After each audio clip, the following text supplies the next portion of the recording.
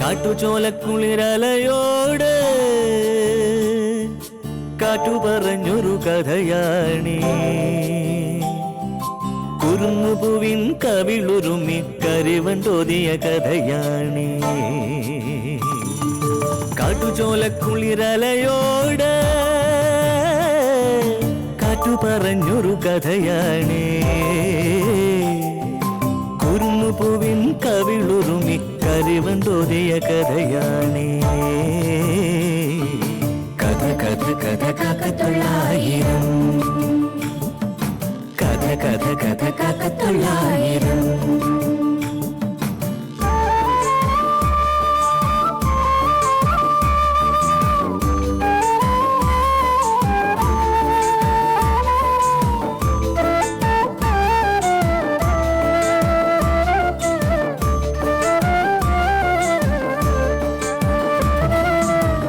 കടലിന്റെ തീരത്ത്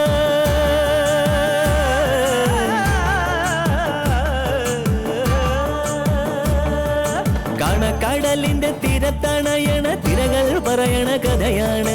കായലോളത്തിലെ കളിയോടം കണ്ട കന്നിനിലാവിന്റെ കഥയാണ്. പടവരമ്പത്തെ പുൽനാമ്പിനോട് പുലരി പറഞ്ഞൊരു കഥയാണ്. മാനം മുട്ടണ കൊടുമുടിയോട് മൂവന്തി പറയണ കഥയാണ്. മൂവന്തി പറയണ കഥയാണ്. കഥ കഥ കഥ കാക്കത്തൊള്ളായിരം. അല്ല, തന്റെ പരിചയത്തില് വല്ല പെമ്പിള്ളേരും ഉണ്ടോ? കൂടുതൽ മെച്ചപ്പെട്ടതാണെങ്കിൽ നമുക്ക് അതിനെപ്പറ്റി ആലോചിക്കാം. ഒരു മികച്ചുണ്ട്, പക്ഷേ എന്റെ പരിചയത്തിലല്ല, സോളമന്റെ പരിചയത്തിൽ.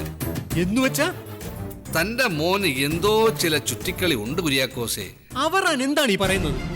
അതെ, അവൻ താമസിക്കുന്ന വീടില്ലേ, അവിടെ വെച്ച് ഞാനൊരു പെണ്ണിനെ കണ്ടു.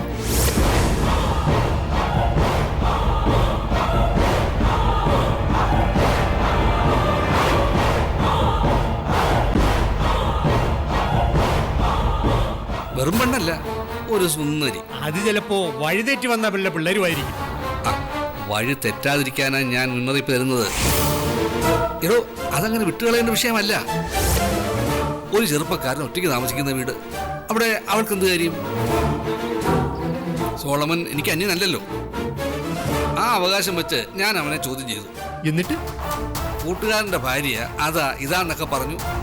പക്ഷേ കഴുത്തിലെ കെട്ടുപിന്നില്ല. മൊത്തത്തിലൊരു ഉരുണ്ടുകളി. സോളമൻ അന്നേരം അവിടെ ഇല്ലായിരുന്നു. ചുരുക്കത്തിൽ ഞാൻ അവളെ ഓടിച്ചു വിട്ടു.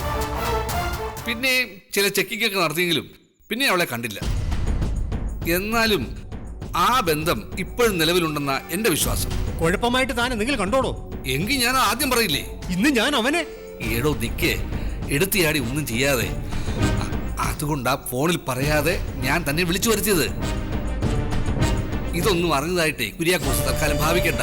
പിന്നെ അവനെ തോന്നാസൻ വിടണോ? ഒന്നടങ്ങണ്ട കുര്യാക്കോസേ. ചേടാ, നമുക്ക് നമ്മുടെ ചെറുക്കൻ കുഴി ചാടരുത്, അതല്ലേ വേണ്ടത്. അതിനുള്ള വഴി ഞാൻ പറയാം.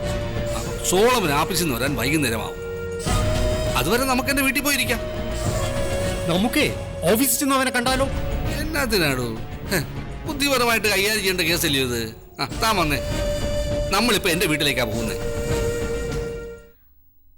ആ തള്ള വലിയ പുള്ളിയാണെന്നല്ലേ പറഞ്ഞത്? ഗംഗ ആ വീട്ടിലുണ്ടെങ്കിലോ? അല്ല, അകത്ത് ഒളിപ്പിച്ചു വെച്ചിട്ട് ഇല്ലെന്ന് പറഞ്ഞതായിക്കൂടെ? ഒരിക്കലുമല്ല. അത്തരം കള്ളത്തരങ്ങളുണ്ടോ എന്ന് ഞാൻ ടെസ്റ്റ് ചെയ്തു നോക്കി. എന്നാലും ആ പെണ്ണ് കണ്ടെത്തിയ പാർട്ടിയും അവന്റെ വീടും കൊള്ളാം, ചെറ്റകളാണ്. ഓ, അല്ല, അപ്പൊ അവിടെ വരെ പോയതുകൊണ്ട് എന്താ നേട്ടം? സോളമന്റെ ക്യാമ്പ് എവിടാന്ന് പിടികിട്ടി. ഗംഗ അവിടെ കാണും. 99% അതിനാണ് സാധ്യത. അല്ല, എത്ര അടുത്ത കൂട്ടുകാരനാണെന്ന് പറഞ്ഞാലും ഒരുത്തന്റെ കൂട്ടത്തിൽ അവൾ അങ്ങനെ അങ്ങ് താമസിക്കോ? എത്ര നാളെന്ന് വെച്ചാ അവനും ചെറുപ്പമല്ലേ? അല്ല, അതിന് ഗിരി അങ്ങ് സമ്മതിക്കോ? അതിനെ അവൾ മുല്ലമുറ്റത്തുനിന്ന് ഒളിച്ചോടിയ വിവരം പോലും അവൻ അറിഞ്ഞിട്ടില്ല. അപ്പോഴേക്കും ഗിരി ഗൾഫിലേക്ക് പോയി കഴിഞ്ഞു. പിന്നെ അവനെ പറ്റി യാതൊരു വിവരവും ഇല്ല. അങ്ങോട്ടും ഇങ്ങോട്ടും യാതൊരു കമ്മ്യൂണിക്കേഷനും ഇല്ല. അതിന്റെ വേവലാതിയില ആ തള്ളയും ആ പെമ്പിള്ളാരും. അല്ല, ഗിരി ഇനി മനഃപൂർവ്വം വരാതിരിക്കോ? ഗംഗ സോളമന്റെ കൂടെയാണെന്ന് ആരെങ്കിലും തെറ്റിദ്ധരിപ്പിക്കുന്ന രീതിയിൽ വിളിച്ചറിയിച്ചു കാണുമായിരിക്കും. അതിലൊന്നുമല്ല കാര്യം. എങ്കിൽ അവൻ സ്വന്തം വീട്ടിൽ വിളിക്കാതിരിക്കില്ല. പ്രശ്നം അതൊന്നുമല്ല. ഗൾഫിൽ ചെന്ന പാടെ എന്തെങ്കിലും കേസ് കെട്ടിൽ പെട്ട് കാണും. ജയിലിലോ മറ്റോ ആയിരിക്കൂ. എനിക്കങ്ങനെയാ തോന്നുന്നത്. അതെന്തായാലും എല്ലാം കൊണ്ടും സമയം നമുക്ക് അനുകൂലമായിട്ട് വരികയാണ്. ഇല്ലെങ്കിലേ ഇതുവരെ ഇല്ലാത്തതുപോലെ ഞാൻ ഇന്ന് സോളമനെ കാണൂ. അല്ല, എന്നിട്ട് അത് എന്നോട് ഇതുവരെ പറഞ്ഞില്ലല്ലോ. കണ്ടോ? എവിടെ വെച്ചാ? ടൗണിൽ വെച്ച്. എന്നിട്ട് എന്ത് പറഞ്ഞു? ഞാൻ വെട്ടപ്പെട്ടില്ല. എന്നെ കണ്ടാലേ അവൻ സത്യം പറയില്ല. മുല്ലമുറ്റത്ത് വെച്ചുണ്ടായ അനുഭവം മറന്നു കാണത്തില്ല. അപ്പോഴേ മുങ്ങിക്കളയും. അന്ന് ശരിക്കൊന്ന് അലക്കി വിട്ടതാ. പിന്നെ അയാളെ കണ്ടു പറഞ്ഞിട്ട് എന്താ കാര്യം? കാര്യമുണ്ട്. ആ നാരദനില്ലേ, വാര്യർ, അയാളെ കാണാൻ വേണ്ടിയായിരിക്കും അവൻ വന്നത്. അവർക്കിടയിൽ ഒരു സംസാര വിഷയമല്ലേ ഉള്ളൂ, ഗംഗ. വാര്യരെ കണ്ടിട്ട് പോട്ടെ എന്ന് ഉദ്ദേശിച്ചാണ് ഞാൻ സോളമനെ പിടികൂടാത്തത്. അല്ല, ഇനിയിപ്പൊ എന്ത് ചെയ്യാനാ ഉദ്ദേശിക്കുന്നേ? വാര്യരെ ഒന്ന് മുട്ടി നോക്കാം, അപ്പൊ സത്യാവസ്ഥ അറിയാം. സോളമൻ വന്നത് എന്തിനാണെന്ന് വാര്യരിൽ നിന്നറിയാം. കൂട്ടത്തില് ഗംഗയുടെ ഇപ്പോഴത്തെ അവസ്ഥയും നമുക്ക് മനസ്സിലാക്കാം. എനിക്ക് സ്റ്റേഷനിൽ പോണം, കുറച്ച് പണിയുണ്ട്. അതിനുശേഷം വാര്യർ.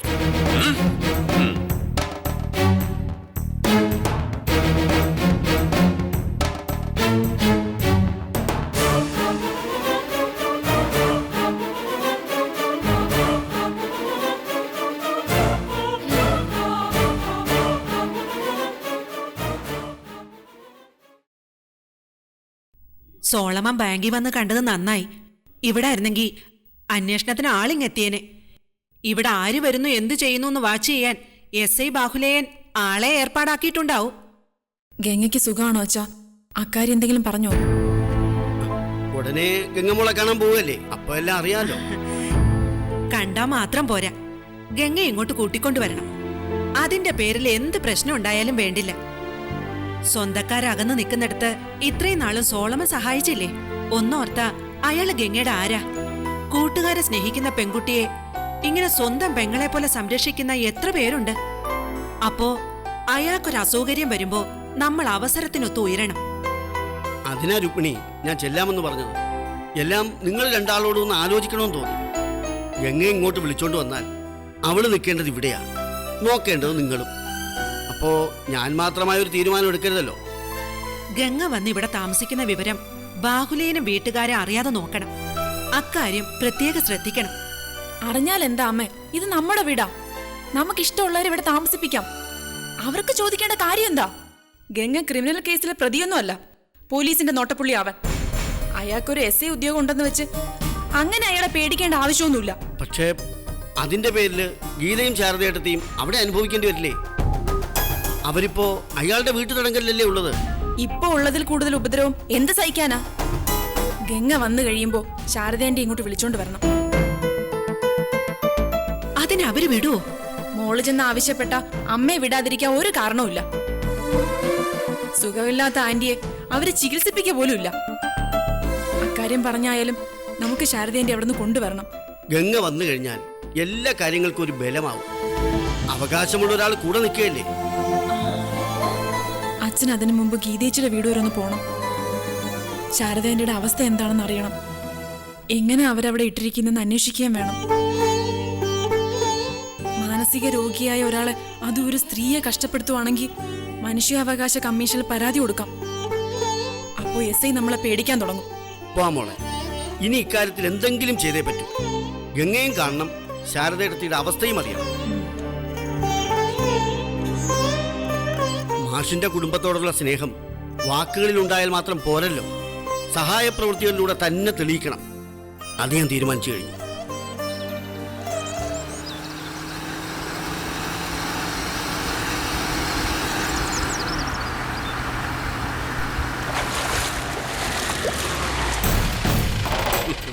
വാര്യർ.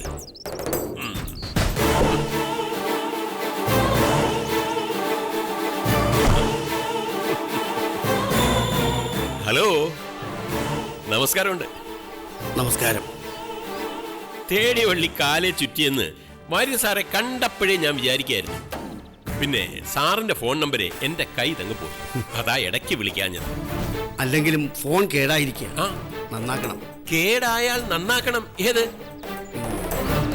മൊത്തത്തിൽ ഒന്ന് ക്ഷീണിച്ചിട്ടുണ്ടല്ലോ. പ്രമേഹം വല്ലതുണ്ടോ? ഇതുവരെ ഇല്ല. സൂക്ഷിക്കണേ, കുഴപ്പം പിടിച്ച അസുഖമാ. എല്ലാ അസുഖവും കുഴപ്പം പിടിച്ചതാണ് സാറേ. അതും കറക്റ്റാ. എന്നാലും ബാഹുലേൻ സാറിനെ വിളിക്കണമെന്ന് പറഞ്ഞത് എന്തിനാണെന്ന് പറഞ്ഞില്ല. അത് പിന്നെ എന്തോ പ്രധാനപ്പെട്ട ഒരു വിഷയമായിരുന്നു. സത്യം പറഞ്ഞ ഇപ്പൊ അത് ഓർക്കുന്നില്ല കേട്ടോ. സാരമില്ല, ഓർക്കുമ്പം പറയാലോ. എന്നാ ഞാനും കൂടി ചെല്ലട്ടെ.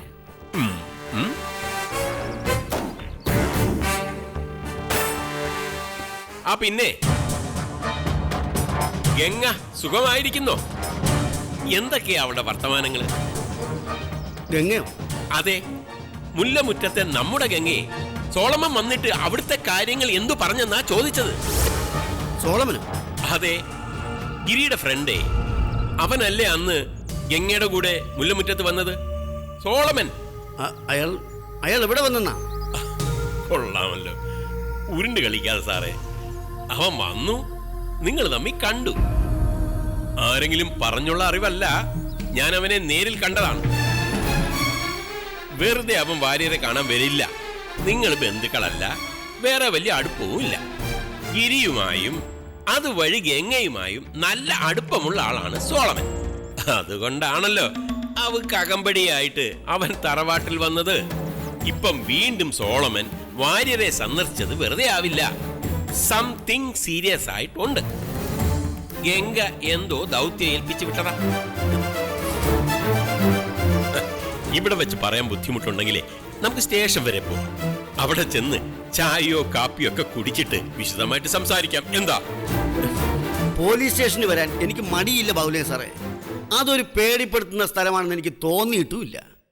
പിന്നെ ഞാൻ നിയമലംഘനമോ മോഷണമോ നടത്തിയിട്ടുമില്ല. അതുകൊണ്ട് ഒളിക്കാനോ ഒന്നും. ഞാൻ ആ അർത്ഥത്തിൽ പറഞ്ഞതല്ല സാറേ. വാര്യർ സാറിനോട് ഞാൻ അങ്ങനെ ഇടപെടുവോ? ഒന്നുമല്ലെങ്കിലും നമ്മള് കുടുംബ സുഹൃത്തുക്കളല്ലേ? അതെ അതെ. അപ്പോ സോളമൻ വന്നത് എന്തിനാണെന്ന് പറഞ്ഞില്ല. ഉള്ള കാര്യം തുറന്നു പറയുന്നത് സാറിന് വിഷമം തോന്നരുത്. സോളമൻ എന്നെ കാണാൻ വരുന്നത് സാറ് കണ്ടിട്ടില്ല. മറ്റാരോ പറഞ്ഞുള്ള അറിവാണ്. ആരായാലും ആ ആളിനെ വിശ്വസിക്കരുത്. കാരണം സാറിന്റെ പ്രീതി പിടിച്ചു പറ്റാൻ വേണ്ടി അയാൾ കള്ളം പറഞ്ഞതാണ്. സോളമൻ എന്നെ കാണാൻ വന്നിട്ടില്ല. അല്ല, പക്ഷെ ഞാന് ഇനി നേരിട്ട് കണ്ടതായിട്ട് സാറിന് തോന്നുന്നുണ്ടെങ്കിൽ കാഴ്ചക്ക് എന്തോ പെശകൊണ്ട് സാറൊരു നല്ല ഡോക്ടറെ കാണിക്കണം. പിന്നെ ഗംഗയുടെ വിവരങ്ങൾ അറിയാൻ എനിക്കൊരുപാട് ആഗ്രഹമുണ്ട്. സോളമനെ എവിടെ വെച്ചെങ്കിലും കാണാനിടയായാൽ തീർച്ചയായും വിളിച്ചു നിർത്തി അന്വേഷിക്കുകയും ചെയ്യും. പക്ഷെ കാണണ്ടേ? പിന്നെ ആളുകളുടെ ഫോൺ നമ്പർ വാങ്ങിക്കുന്നതും സൂക്ഷിക്കുന്നതൊന്നും എനിക്ക് പതിവില്ല. അപ്പോ അങ്ങനെയാണല്ലേ? അങ്ങനെയാണ്. ചെറിയൊരു താടി വെച്ചിട്ടുണ്ടവനല്ലേ? അന്ന് മുല്ലമറ്റത്ത് വരുമ്പോ ചെറിയ താടി ഉണ്ടായിരുന്നായിട്ട് ഓർക്കുന്നു. പിന്നെ അതെടുത്തോ അതിപ്പോഴും ഉണ്ടോന്ന് എനിക്കറിയില്ല. അത് ശരി. അല്ല, പിന്നെ ശാരദയിടത്തേക്ക് ഇപ്പൊ എങ്ങനെയുണ്ട്? എന്തോ ഇടത്തിയുടെ അസുഖം ഇപ്പൊ എങ്ങനെയുണ്ടെന്നാ ചോദിച്ചത്. നല്ല മാറ്റമുണ്ട്. നേരത്തെ എന്റെ വീട്ടിലേക്ക് കൊണ്ടുവരണമായിരുന്നു. അന്നത് ഓർത്തില്ല. നല്ല വ്യത്യാസമാണ്. അങ്ങോട്ട് വന്നൊന്ന് കാണണമെന്നുണ്ട്. ഒത്താൽ അടുത്ത ഞായറാഴ്ച വരും. അതിന്റെ ആവശ്യമില്ല. അതെന്താ എന്ന് വെച്ചാല് മറ്റൊന്നുമല്ല, ചേച്ചിക്ക് നല്ല ചേഞ്ച് കാണുന്നുണ്ട്. മുല്ലമുറ്റത്ത് നിന്ന് മാറി നിന്നതാണ് ഈ മാറ്റത്തിന് കാരണമെന്ന് തോന്നുന്നു. വീട്ടിലാവുമ്പോ നല്ല ഫ്രഷ് അന്തരീക്ഷമാണ്. നോക്കാനും ആളുണ്ട്. ഗീത ഒന്ന് മാറിയാല് അപ്പ സൗദാമിനി അടുത്തുണ്ടാവും. പിന്നെ ഫുഡ് ഒന്നാം തരം ശാപ്പാടാ കൊടുക്കുന്നത്. എല്ലാം കൊണ്ടും ചേച്ചി ഹാപ്പിയാ. എന്ന് വെച്ച് പൂർണ്ണമായിട്ട് അങ്ങോട്ട് ഭേദപ്പെട്ടിട്ടുമില്ല. ഭ്രാന്തേ അല്ല, മെന്റലി ഡിസോർഡർ ആയതല്ലേ, ക്രമേണ മാറിക്കൊള്ളും. അതിനിടയ്ക്ക് മുല്ലമുറ്റത്തെ വീടുമായിട്ട് ബന്ധപ്പെട്ട ആരെയെങ്കിലും കണ്ടാലേ ചിലപ്പോ പ്രശ്നമായാലോ. പഴയതെല്ലാം വീണ്ടും ഓർത്തെന്ന് വരുമെന്നേ. പിന്നെ രോഗം വഷളായ പ്രശ്നം. അതുകൊണ്ട് സാർ ഇപ്പം പുള്ളിക്കാരിയെ കാണാൻ വീട്ടിലേക്ക് വരണ്ട. മനസ്സിലായോ?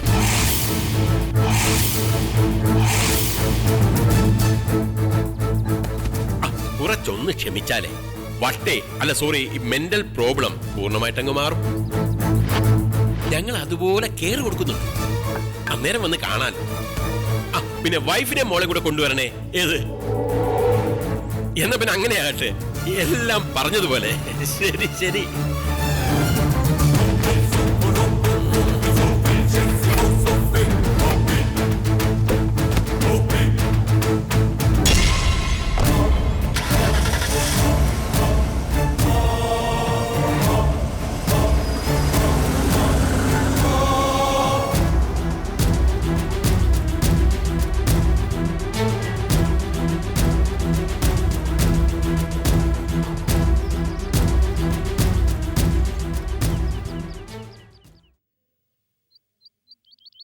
അപ്പുറം ഇപ്പുറം പുതിയ വീടുകൾ വന്നുകൊണ്ടിരിക്കുകയാണല്ലോ. വീടെന്ന് പറയണ്ട, കെട്ടിടം. ചുമ്മാ പണത്തിന്റെ ഹുങ്ക് കൊണ്ട് കെട്ടുകയല്ലേ. അവരാൻ പുതിയ വീട് വല്ലതും പ്ലാൻ ചെയ്യുന്നുണ്ടോ? ഇനി എന്നാത്തിനാ? മക്കൾക്ക് എല്ലാവർക്കും വീടായി. 2 എണ്ണം വാടകയ്ക്ക് കൊടുത്തിരിക്കുന്നു. അതിന്റെ ആവശ്യമേ ഉള്ളൂ. കയ്യിൽ കാശിരിക്കല്ലേ, പണിതിടന്ന്. തിരുവനന്തപുരത്താകുമ്പം TV സീരിയലുകാർക്ക് വാടകയ്ക്ക് കൊടുക്കാം. നല്ല വരുമാനമാണെന്ന് കേട്ടിട്ടുണ്ട്. വരുമാനമൊക്കെയാ. പക്ഷേ ഷൂട്ടിങ്ങുകാർ വീട് നാനാവിധമാക്കും. ചെരുപ്പിട്ടോണ്ടേ സകലയിടത്തും കയറി ഇറങ്ങും. എനിക്കതൊന്നും പിടിക്കുകയില്ല. വെറുതെ എന്നത്തിനാടും.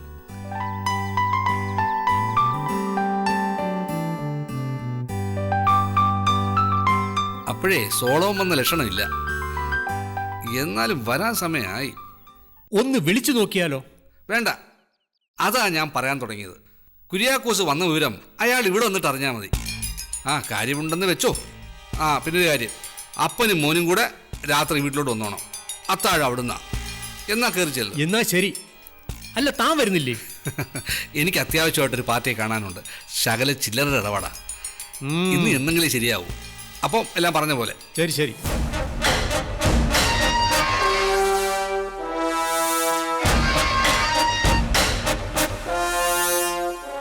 സാധാരണ എവിടെ വെച്ചെങ്കിലും കണ്ടാൽ ലിഫ്റ്റ് തരാം, ഡ്രോപ്പ് ചെയ്യാം എന്നൊക്കെ പറയുന്ന ആളാ ബാഹുലേയൻ. അങ്ങനെയൊന്നും ചെയ്യാൻ വേണ്ടിയിട്ടായിരിക്കില്ല, വെറുതെ ഒരു ലോഹ്യം. എന്നാൽ ഞാൻ ഇതേവരെ അയാളുടെ ജീപ്പിലോട്ടിട്ട് കയറിയിട്ടുമില്ല. എന്നാൽ ഇന്ന് ബോധപൂർവം അയാൾ എന്നെ ഒഴിവാക്കാനാണ് ശ്രമിച്ചത്. കാരണം എന്താണെന്ന് രുക്മിണിക്ക് മനസ്സിലായോ? ഇല്ല. ശാരദേട്ടത്തെ കണ്ട് അസുഖവിവരം അറിയാൻ ഞാൻ ചെല്ലുന്നുണ്ടെന്ന് പറഞ്ഞില്ലേ, അത് തന്നെ കാരണം. സുഖമില്ലാത്തൊരാളെ കാണാൻ ചെല്ലുന്നത് നാട്ടുനടപ്പല്ലേ, പിന്നെന്താ? കാര്യമുണ്ട് രുക്മിണി. ശാരദേട്ടത്തിയെ തഴഞ്ഞിട്ടിരിക്കുമായിരിക്കും അവിടെ. അസുഖത്തിന് മാറ്റമുണ്ടെന്ന് പറഞ്ഞതൊക്കെ വെറുതെയാ. ഇല്ലാത്ത ഉത്സാഹം ഭാവിച്ച് അവരെ ഇവിടുന്ന് കൊണ്ടുപോയപ്പോഴേ ഞാൻ പറഞ്ഞതാ, ഇത് നല്ല ഉദ്ദേശത്തിലല്ലെന്ന്. എൻ്റെ സംശയം ശരിയായെന്നാ തോന്നുന്നത്. കാണുന്നവർക്ക് കഷ്ടം തോന്നുന്ന തരത്തിലായിരിക്കും ഏട്ടത്തി അവരവിടെ കൈകാര്യം ചെയ്യുന്നത്. ഞാനത് മനസ്സിലാക്കാതിരിക്കാൻ വേണ്ടിയാണ് ബാഹുലേയൻ എന്നെ നിരുത്സാഹപ്പെടുത്തിയത്. ശരിയാ, ശാരദേച്ചിക്ക് അവിടെ നരക ജീവിതം ആയിരിക്കുമെന്ന് അന്ന് നമ്മൾ പറഞ്ഞതാ. ഗീത ഉണ്ടെന്ന് പറഞ്ഞിട്ടൊന്നും കാര്യമില്ല. ഒരു വീട്ടുജോലിക്കാരുടെ സ്ഥാനം പോലും ആ കുട്ടിക്ക് അവിടെ ഉണ്ടാവില്ല. ഗീതയുടെ സൈഡ് നിൽക്കുന്ന ആളല്ല രമേശൻ. അവൻ തന്തേടേം തള്ളേടേം ചൊൽപ്പടിക്കാൻ നിൽക്കും. അതുകൊണ്ടല്ലേ സ്ത്രീധനത്തിന്റെ പേരിൽ ഗീതയെ മുല്ലമുറ്റത്ത് കൊണ്ട് നിർത്തിയത്. ഹോ, 5 ലക്ഷം രൂപ കയ്യിൽ കിട്ടിയപ്പോഴാ അവളെ തിരിച്ചു വിളിച്ചുകൊണ്ട് പോയത്. അവളുടെ ഭാഗത്തുകൊണ്ട് തെറ്റ്. കാശിന്റെ പേരിൽ ഇറക്കി വിട്ടവൻ പിന്നെ ചിരിച്ചോണ്ട് ചെന്നപ്പോ കൂടെ വരാൻ മനസ്സിലെന്ന് പറയണമായിരുന്നു. പിന്നെയും ഗീത ഒറ്റപ്പെടുമെന്നല്ലാതെ അതുകൊണ്ട് എന്താ രുക്മിണി പ്രയോജനം? പൊന്നിന്റെ തൂക്കവും പണത്തിന്റെ എണ്ണവും നോക്കിയാ ചിലര് സ്നേഹിക്കുന്നത്. കഷ്ടകാലത്തിന് ഗീത ചെന്ന് പെട്ടത് അത്തരമൊരു വീട്ടിലായിപ്പോയി. മാധവ മാഷിന്റെ ഏറ്റവും വലിയ വേദനയായിരുന്നു ഗീതയുടെ കാര്യം. 5 ലക്ഷം രൂപയും കുറെ ആഭരണങ്ങളും തന്നവരാണെന്നുള്ള വിചാരമെങ്കിലും വേണ്ടേ? അത് വാങ്ങിച്ചതിന്റെ നന്ദിയായിട്ടെങ്കിലും അവന് ശാരദേട്ടത്തെ കഷ്ടപ്പെടുത്താതിരിക്കേണ്ടതാ. ബാഹുലേയം പറഞ്ഞത് ഞാൻ അത്ര കൂട്ടാക്കുന്നില്ല. ഉമയും വിളിച്ചുകൊണ്ട് അവിടെ വരെ ഒന്ന് പോകാൻ ഞാൻ തീരുമാനിച്ചു. ശാരദേട്ടത്തിയെ പറ്റി അയാൾ പറഞ്ഞത് ശരിയാണോ എന്നറിയണമല്ലോ. മരിച്ചുപോയെങ്കിലും മാഷിനോടുള്ള കടമ കൂടിയാണിത്. ബാഹുലേയൻ എന്തു വിചാരിക്കുന്നു എന്നുള്ളത് അത് നമ്മുടെ വിഷയമല്ല. സത്യത്തിൽ അയാള് വഴിയിൽ തടഞ്ഞു നിർത്തിയത് സോളമനെ പറ്റി ചോദിച്ചറിയാനല്ലേ? പക്ഷേ ആ പോലീസ് ബുദ്ധി ഞാൻ അംഗീകരിച്ചു കൊടുത്തില്ല. സോളമനെ അയാൾ കണ്ടെന്ന് പറഞ്ഞിട്ടും ഞാൻ കൂസലില്ലാന്നു. കള്ളമാണെങ്കിലും സോളമനെ കണ്ടില്ലെന്ന് പറഞ്ഞത് തന്നെ നല്ലത്. ചില സമയത്ത് ഇത്തരം ചില കള്ളത്തരങ്ങൾ പറഞ്ഞ് രക്ഷപ്പെടേണ്ടി വരും. അതൊരു തെറ്റൊന്നുമല്ല. ആപത്തിൽ നിന്ന് മറ്റുള്ളവരെ രക്ഷിക്കാൻ വേണ്ടിയല്ലേ. സോളമനെ കണ്ടുവെന്ന് ഞാൻ ബാഹുലേയനോട് സമ്മതിച്ചിരുന്നെങ്കിൽ തീർച്ചയായും അബദ്ധമാവുമായിരുന്നു. അപ്പോഴയാൾ ഗംഗയെപ്പറ്റി ചോദിക്കും. ചിലപ്പോൾ പോലീസ് മുറിയിലേക്കും കടക്കും. അവരുടെയൊക്കെ സംസ്കാരത്തിലേക്ക് കടക്കാൻ നമുക്ക് കഴിയണമെന്നില്ല. അറിയാതെ ചിലപ്പോൾ സത്യം പറഞ്ഞു പോവും. അതിൻ്റെ കേട് ഗംഗമോൾ അനുഭവിക്കേണ്ടിയും വരും. ഗംഗയെ കാണാൻ പോവണ്ടേ? പോണം. തിരുവനന്തപുരത്ത് സോളമന്റെ അടുത്ത് ചെന്ന് കാണുക മാത്രമല്ല, ഗംഗയെ കൂട്ടിക്കൊണ്ടുവരികയും വേണം. പിന്നത്തെ കാര്യം പിന്നീട് ആലോചിക്കാം. പക്ഷെ പോകുന്ന തീരുമാനത്തിൽ മാറ്റമില്ല. അച്ഛനിനി ആള് മാറിയതാണോ? അല്ലെന്ന്, വന്നത് സോളമൻ തന്നെയാ. അവന്റെ ആ മസിൽ പിടിപ്പിച്ചിട്ടുള്ള നിൽപ്പും നോട്ടവും മുല്ലമുറ്റത്ത് വന്നപ്പോഴേ ഞാൻ നോട്ട് ചെയ്തതാ. വ്യക്തമായി കണ്ടതാണോ അതോ ആ സമയത്ത് നിങ്ങൾ വല്ല സ്മോളോ മറ്റോ അടിച്ചിരുന്നോ? മോളല്ല, ഞാൻ വല്ലതൊക്കെ. ഭാര്യരെ കാണാനല്ലാതെ അവൻ ഈ ടൗണിൽ വരേണ്ട ആവശ്യമില്ല. എങ്കിൽ സോളമന്റെ വരവിന്റെ പിന്നിൽ എന്തോ കാര്യമായ ലക്ഷ്യമുണ്ട്. വെറുതെ വണ്ടിക്കൂലി മുടക്കി അവൻ ഇത്ര ദൂരം വരത്തില്ല. ആ ഒറ്റ കാരണം കൊണ്ടാണ് വാര്യര് നിങ്ങളുടെ മുമ്പിൽ ഉരുണ്ട് കളിച്ചത്. വലിയ മാന്യനാണെന്നാണല്ലോ വാര്യരുടെ ഭാവം. എന്നിട്ട് ഇതാണോ കയ്യിലിരിപ്പ്?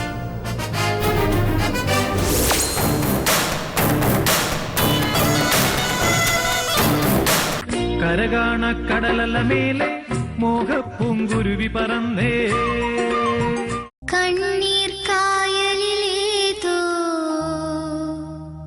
കടലാസിന്റെ തോണി. പാട്ടുകൾ പാടാൻ കൊള്ളാം, കേൾക്കാനും കൊള്ളാം. കരകാണാ കടലിൽ ദിശ തെറ്റി നിൽക്കുന്ന നമ്മുടെ ഗംഗ ഇനി എന്നാണ് പ്രത്യാശയുടെ തീരം കാണുന്നത്? കാട്ടുചോലക്കുളിരലയോട് കാറ്റു പറഞ്ഞൊരു കഥയാണേ. കുരുന്നുപൂവിൻ കവിളുരുമി കരിവണ്ടോതിയ കഥയാണേ. കാട്ടുചോലക്കുളിരലയോട് കാറ്റു പറഞ്ഞൊരു കഥയാണേ. കുരുന്നുപൂവിൻ കവിളുരുമി കരിവണ്ടോതിയ കഥയാണേ.